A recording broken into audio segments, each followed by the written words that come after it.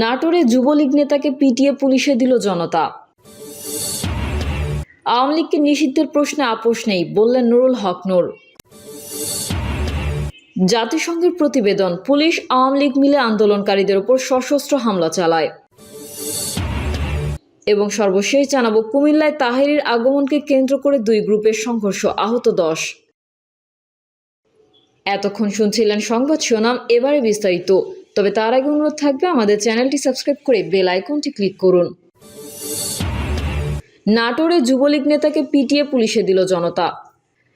নাটোর সদর উপজেলা যুবলীগের সভাপতি আব্দুর রাজ্জাক ডাবলুকে ধরে মারপিট করে পুলিশে দিয়েছে ছাত্র জনতা।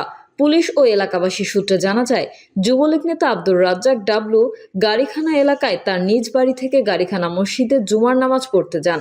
নামাজ শেষে ডাবলু বাড়িতে ফিরে আসার সময় অজ্ঞাত লোকজন তার উপর হামলা ও মারধর করে পুলিশে খবর দেয়। খবর পেয়ে পুলিশ ঘটনাস্থলে পৌঁছালে উত্তেজিত জনতা তাকে পুলিশে সোপর্দ করে। এ সময় পুলিশ ঘটনাস্থল থেকে সবুজ আহমেদ নামের অপর এক যুবলীগ কর্মীকে আটক করে। পরে পুলিশ ডাবলুকে প্রাথমিক চিকিৎসার জন্য নাটোর সদর হাসপাতালে নিয়ে যায়।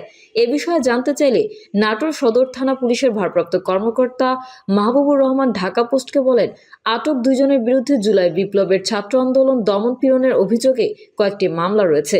শুক্রবার দুপুরে অভিযুক্ত দুইজনকে গাড়িখানা এলাকায় দেখা গেলে ছাত্ররা তাদের আটক করে পুলিশের হাতে তুলে দেয়। আসামিদেরকে আদালতে সোপর্দ করলে আদালত তাদের কারাগারে পাঠান। আওয়ামী লীগকে নিষিদ্ধের প্রশ্নে আপোষ নেই বললেন নুরুল হক নূর। গণ অধিকার পরিষদের সভাপতি নুরুল হক নূর বলেছেন, আওয়ামী লীগ নিষিদ্ধের প্রশ্নে গণ অধিকার পরিষদ কোনো আপোষ করবে না। এ জাতির দুর্ভাগ্য যে তার সাহসী সন্তানেরা রাজপথে লড়াই করে নতুন ইতিহাস তৈরি করে, সুবিধা ভোগ করে গুটি কয়েক মানুষ। এবার আর আমরা তা হতে দেব না। নুরুল হক নূর বলেন, ভোট ও নির্বাচন নিয়ে অনেকের কথা, যত কথা শোনা যায়, আওয়ামী লীগ নিষিদ্ধে তত আওয়াজ শোনা যায় না। গত 5ই ফেব্রুয়ারি আওয়ামী লীগ নিষিদ্ধে গণ অধিকার পরিষদ ডিসিদের মাধ্যমে প্রধান উপদেষ্টা বরাবর স্মারকলিপি প্রদান করেছে। 12 থেকে 18 ফেব্রুয়ারি পর্যন্ত আওয়ামী লীগ নিষিদ্ধ সহ গণহত্যা ও ফ্যাসিবাদের আমলে 16 বছরের লুটপাটের বিচারের দাবিতে লিফলেট বিতরণ ও গণসংযোগ চলবে। 19 ফেব্রুয়ারি জেলায় জেলায় বিক্ষোভ। গণ অধিকার পরিষদের সভাপতি এ সময় প্রশ্ন রেখে বলেন, অন্যান্য রাজনৈতিক দলকেও আওয়ামী লীগের প্রশ্নে আমরা অবস্থান পরিষ্কার করার আহ্বান জানাই। আর গণ অভ্যুত্থানের 6 মাস পরেও কেন আওয়ামী লীগ নিষিদ্ধে রাজপথে নামতে হবে? এখনও ফ্যাসিবাদের দোসররা প্রশাসনে যারা গ্রেফতার হচ্ছে তাদের মুক্তি ও জামিনের জন্য গণ অভ্যুত্থানের শরিকদের অনেকেই সুপারিশ করছে। দল ভারী করতে দলে বেড়াচ্ছে। স্পষ্টত গত 6 মাসে পরিস্থিতি নিয়ন্ত্রণে সরকার ব্যর্থতার পরিচয় দিয়েছে। রাষ্ট্র সংস্কারের জন্য আকাঙ্ক্ষা পূরণ করতে উপদেষ্টা পরিষদের পুনর্গঠন করতে হবে। গণঅভ্যুত্থান প্রকৃত অংশীজনদের নিয়ে উপদেষ্টা পরিষদ পুনর্গঠন করে সংস্কারের প্রশ্নে ঐকমত্য প্রতিষ্ঠা করতে হবে। দলের সম্পাদক মোহাম্মদ রাশেদ খান বলেন, ক্ষমতায় এসে অন্তর্বর্তীকালীন সরকারের প্রধান দায়িত্ব ছিল আওয়ামী লীগকে নিষিদ্ধ করা, কিন্তু 6 মাসেও তারা আওয়ামী লীগের বিষয়ে সিদ্ধান্ত নিতে পারেনি। আওয়ামী লীগকে নিষিদ্ধ না করলে জনগণ ক্ষমা করবে না। জাতিসংঘের রিপোর্টে উঠে এসেছে, শেখ হাসিনার নির্দেশনায় পুলিশ এবং আওয়ামী লীগ একসাথে গণহত্যা চালিয়েছে। এই রিপোর্টের পর আওয়ামী লীগকে নিষিদ্ধ করা ও গণহত্যার বিচার করার গ্রাউন্ড তৈরি হয়েছে।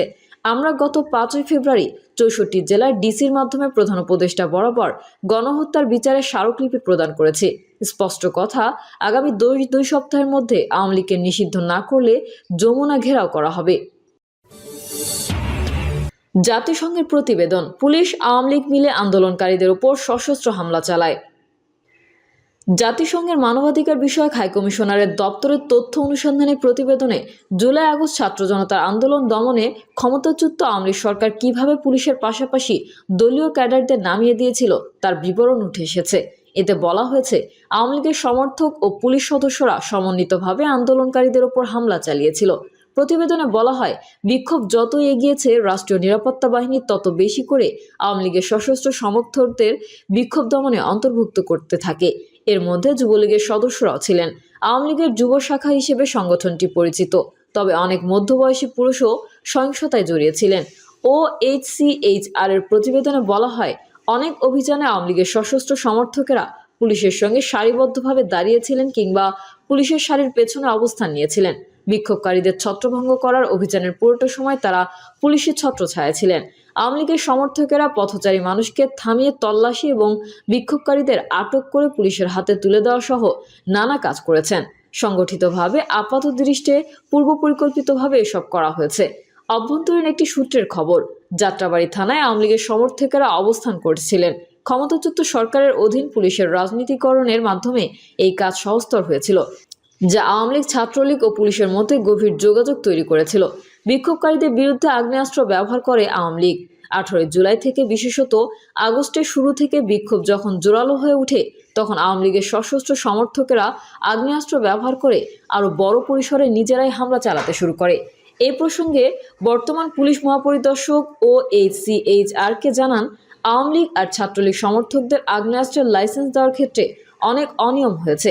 তাদের অনেকেই বিক্ষোভকারীদের বিরুদ্ধে অবৈধ উদ্দেশ্যে সব আগ্নেয়াস্ত্র ব্যবহার করেছেন। সহিংস হামলায় অংশ নিয়েছিল যারা, বাংলাদেশ পুলিশের পক্ষ থেকে OHCHR-কে 95 জন পুলিশ সদস্য, আওয়ামী লীগ বা আওয়ামী লীগের অনুমোদিত সংগঠনের সদস্যের নাম এবং কার্যক্রম সম্পর্কে তথ্য সরবরাহ করা হয়েছে। ধারণা করা হচ্ছে, বিক্ষোভ চলাকালে সহিংস হামলায় ব্যবহারের জন্য মানুষকে অস্ত্র সরবরাহ করেছিলেন তারা। তাদের মধ্যে 10 জন তখন সংসদ সদস্য ছিলেন। তালিকায় আওয়ামী লীগের স্থানীয় নেতা 14 জন, এছাড়া যুবলীগের 16 নেতা, ছাত্রলীগের 16 নেতা এবং পুলিশের 7 সদস্যের নাম রয়েছে। পুলিশের পক্ষ থেকে জাতীয় ও স্থানীয় পর্যায়ে আওয়ামী লীগ অনুমোদিত সংগঠনের 160 রাজনৈতিক নেতা এবং নিরাপত্তা খাতের কর্মকর্তাদের নাম ও কর্মকাণ্ড সম্পর্কে OHCHR-কে তথ্য দেওয়া হয়েছে। তারা নাগরিকদের মাধ্যমে অন্য নাগরিকদের বিরুদ্ধে সহিংস আক্রমণের প্রচারণা বা নির্দেশ দেওয়ার জন্য দায়ী বলে মনে করা হচ্ছে। প্রতিবেদনে বলা হয়, আওয়ামী লীগ সমর্থকদের হামলাগুলো ধারাবাহিকভাবে বিক্ষোভ দমনে নিরাপত্তা বাহিনীর নিজস্ব প্রচেষ্টার সঙ্গে সামঞ্জস্যপূর্ণ এবং তাদের সমর্থনে পরিচালিত হয়েছিল। কিছু হামলায় আওয়ামী লীগের স্থানীয় দলীয় নেতা, সরকারি কর্মকর্তা ও সংসদ সদস্যরা নেতৃত্ব দিয়েছেন। সুনিশ্চিত প্রত্যক্ষ সাক্ষ্য, ভিডিও এবং অন্যান্য সূত্র থেকে পাওয়া তথ্যের ভিত্তিতে OHCHR বাংলাদেশ জুড়ে ঘটা এমন কয়েকটি ঘটনা নথিভুক্ত করতে সক্ষম হয়েছেন। উত্তরায় বিক্ষোভকারীদের ওপর গুলি প্রতিবেদনে আরও বলা হয়, আওয়ামী লীগের সশস্ত্র সমর্থকেরা গত 19 জুলাই দলটির নেতাদের নেতৃত্বে রাজধানীর উত্তরায় ক্রিসেন্ট হাসপাতালের কাছে বিক্ষোভকারীদের ওপর গুলি চালান। একই দিন স্থানীয় আওয়ামী লীগ নেতাদের নেতৃত্বে দলটির কয়েকশো সমর্থক রাজধানীর রায়েরবাগে মুজাহিদনগর কেন্দ্রীয় মসজিদে বিক্ষোভকারীদের ওপর হামলা চালান। এই সময় বয়স্ক 2 ব্যক্তি নিহত হন। মসজিদে থাকা অন্যান্যরা তীব্র প্রতিরোধ গড়ে তোলেন। এই সময় সংঘর্ষে 3 জন নিহত ও অন্তত 80 জন আহত হন। 19 জুলাই পুলিশের সঙ্গে মিলে যুবলীগের সমর্থকেরা সংসদ ভবনের সামনে শান্তিপূর্ণ মানববন্ধনে বাধা দেয়। এ সময় যুবলীগ সমর্থকেরা মানববন্ধন কর্মসূচির প্রধান বক্তাকে মারধর করেন। প্রতিবেদনে বলা হয়, 2 আগস্ট রাজধানীর উত্তরায় মাইলস্টোন স্কুলের সামনে পুলিশের সহযোগিতায় সশস্ত্র যুবলীগ সমর্থকেরা বিক্ষোভকারীদের ওপর হামলা চালান। রড ও পিস্তলের আঘাতে আহত হন বেশ কয়েকজন, যাদের মধ্যে নারীও ছিলেন। একটি দলে 60 জন করে ভাগ হয়ে হামলা। এতে আরও বলা হয়, 3 আগস্ট কুমিল্লায় সশস্ত্র ছাত্রলীগ ও আওয়ামী লীগের সমর্থকরা আগ্নেয়াস্ত্র, ছুরি ও রড নিয়ে বিক্ষোভকারীদের ওপর হামলা চালান। সশস্ত্র ব্যক্তিরা একটি দলে 60 জন করে ভাগ হয়ে এই হামলা চালান। হামলা ও গুলিতে অসংখ্য বিক্ষোভকারী আহত হন। পুলিশ হামলাকারীদের নিবৃত্ত করার কোনো চেষ্টাই করেনি। পরদিন আওয়ামী লীগের সশস্ত্র সমর্থকেরা একই ধরনের হামলা চালান এবং ওই এলাকায় তারা ভবন থেকে গুলি করেন। এমপি সহ মরণাস্ত্র নিয়ে সাভারে হামলা। প্রতিবেদনে বলা হয়, একজন সংসদ সদস্য সহ আগ্নেয়াস্ত্র সজ্জিত আওয়ামী লীগের সমর্থকরা মরণাস্ত্র নিয়ে সাভারের আশুলিয়ায় 4 আগস্ট শান্তিপূর্ণ বিক্ষোভকারীদের উপর হামলা চালান। এতে 3টি শিশু ও 4 জন ব্যক্তি গুলিতে আহত হন। একই দিন রাজধানীর মিরপুরে একজন সংসদ সদস্যের নেতৃত্বে আওয়ামী লীগের সশস্ত্র সমর্থকেরা বিক্ষোভকারীদের ওপর হামলা চালান। পার্শ্ববর্তী একটি ভবন থেকেও বিক্ষোভকারীদের লক্ষ্য করে গুলি ছোড়া হয়। এ সময় 2 জন গুলিবিদ্ধ হন।